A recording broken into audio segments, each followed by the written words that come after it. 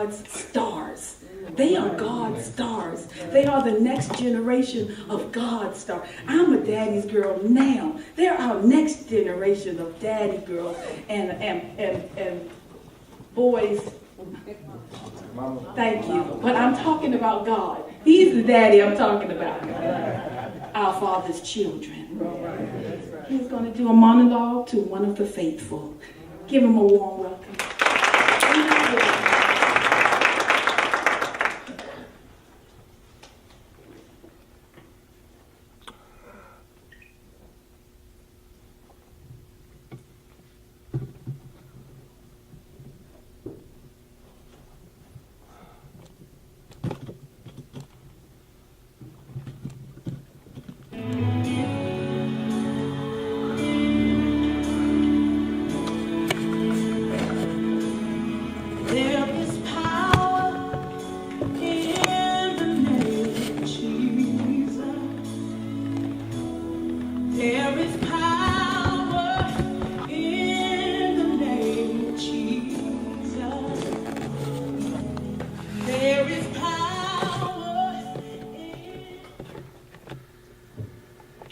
And God, help all those poor suffering souls find their way to Jesus, for they might be saved too.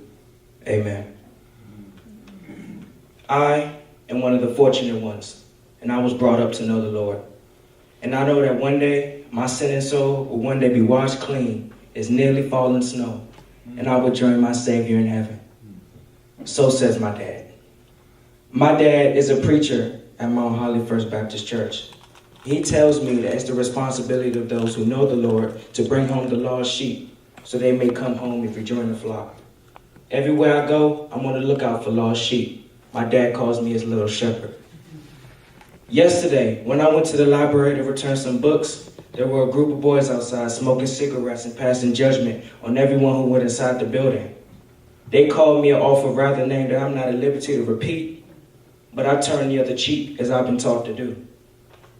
They didn't know any better. I knew they needed to be saved, so I walked right up to them and said, "Do you know the Lord?" One of them even tried to be funny and said, "Not personally." The rest of them just laughed, and I told him I did have a personal relationship with the Lord, and he could too, if he gave up his sinning ways. So I gave him my dad's business cards, and the service hours invited them to come fellowship with us, and they just looked shocked. But then he shocked me when he said, "Are you Zeke's little brother?" Ezekiel is my older brother, and I am sad to say he is one of the lost sheep. He was a faithful member to the flock until we moved to Hyattsville. Things was just different. Kids made fun of his name, the way he talked, the way he walked, the way he carried his Bible from class to class. Turn the other cheek, my father would always preach to him.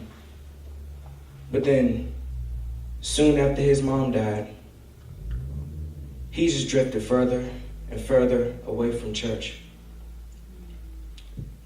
I didn't know what to do. All we could do was pray for him. My dad even had his new congregation pray for him. He said his son is searching for his way home, and so far he has not found it yet. So until then, I pray for him, I pray for the library boys, and I pray for all the other people out there that don't know Jesus and that they lay down their burdens and turn to God. Because like Dorothy said, there's no place like home. And home without my brother, and home without God, is no home at all. Thank you.